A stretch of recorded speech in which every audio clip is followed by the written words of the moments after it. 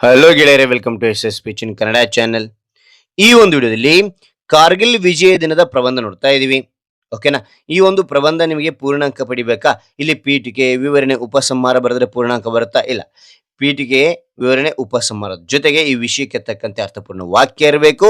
ಅದೇ ರೀತಿಯಾಗಿ ಸುಂದರವಾದ ಅಕ್ಷರ ಇರಬೇಕು. ಆಗೇನಾಗುತ್ತೆ ಅಂತಂದ್ರಿಗಿನ ನೀವು ಪೂರ್ಣಾಂಕ ಪಡಿತೀರಾ. ರೈಟ್. ಹಾಗಾದ್ರೆ ಪೀಠಿಕೆಯೊಂದಿಗೆ ಪ್ರಾರಂಭ ಮಾಡ್ತೋಣವಾ? ಓಕೆ, ಪೀಠಿಕೆ ನೋಡಿ.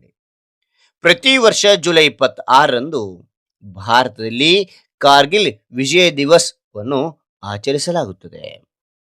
1999ರ ಕಾರ್ಗಿಲ್ ಯುದ್ಧದಲ್ಲಿ ಭಾರತೀಯ ಸೇನೆಯು ಪಾಕಿಸ್ತಾನದ ಒಳನುಸುವಿಕೆಯನ್ನು ಸೋಲಿಸಿ ಐತಿಹಾಸಿಕ ವಿಜಯ ಸಾಧಿಸಿದ ದಿನ ಇದಾಗಿದೆ ಅಂತಕ್ಕಂಥದ್ದು ನೋಡ್ತೇವೆ.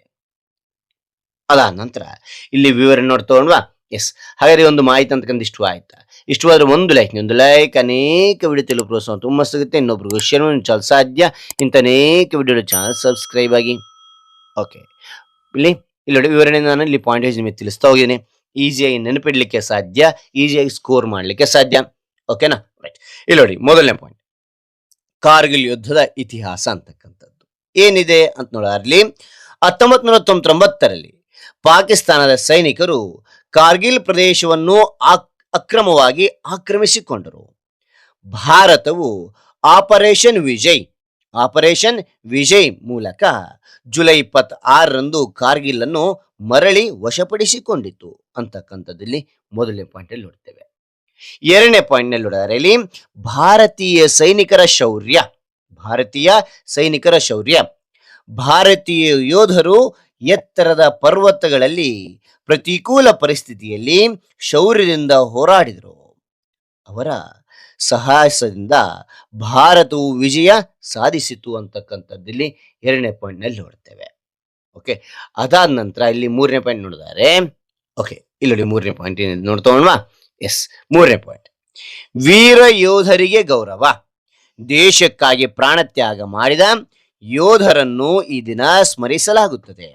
ಅವರ ತ್ಯಾಗವು ಪ್ರತಿಯೊಬ್ಬ ಭಾರತೀಯನಿಗೂ ಸ್ಫೂರ್ತಿಯಾಗಿದೆ ಅಂತಕ್ಕಂಥದ್ದಲ್ಲಿ ಮೂರನೇ ಪಾಯಿಂಟ್ ನಲ್ಲಿ ನೋಡ್ತೇವೆ.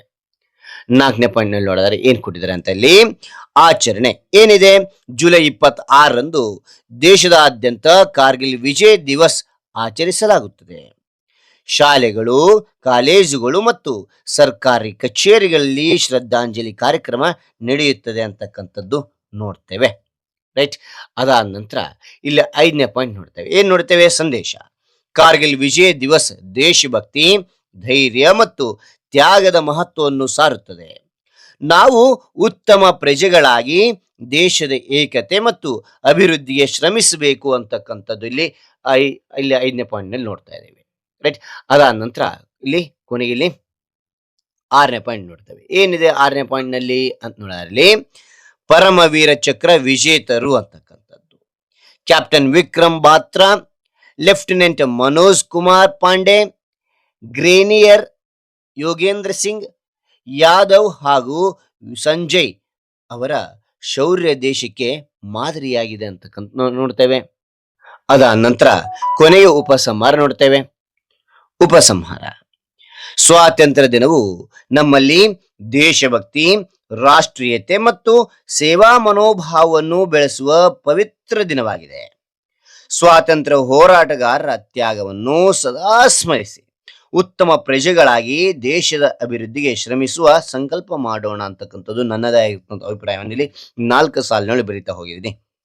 ನಿಮ್ಮದಾಗಿ ಅಭಿಪ್ರಾಯವನ್ನು ಹೆಚ್ಚಿನ ಸಮಯ ಇತ್ತ 4 ಅಥವಾ 5 ಸಾಲುಗಳು ಬರೀತಾ ಹೋಗಿ. ಓಕೆನಾ? ಹಾಗಾದ್ರೆ ಈ ಎಲ್ಲಾ ವಿವರಣೆ ಅಂತಕ್ಕಂಥದ್ದು ನಿಮಗೆ ಇಷ್ಟವಾದ್ರೆ ಒಂದು ಲೈಕ್ ಅನೇಕ ವಿಡಿಯೋ ತಿಳಿದು ಪ್ರೋತ್ಸಾಹ ತುಂಬ ಸಿಗುತ್ತೆ. ಇನ್ನೊಬ್ಬರಿಗೂ ಶೇರ್ ಮಾಡಲು ಸಾಧ್ಯ. ಇಂಥ ಅನೇಕ ವಿಡಿಯೋ ಚಾನಲ್ ಸಬ್ಸ್ಕ್ರೈಬ್ ಆಗಿ. ಹಾಗೆ ನಿಮಗೆ ಯಾವ ರೀತಿಯ ಪ್ರಬಂಧ ಬೇಕು, ಯಾವ ರೀತಿಯ ಭಾಷಣ ಬೇಕು ಅಂತೇಳಿ ಕಾಮೆಂಟ್ ಮಾಡಿ.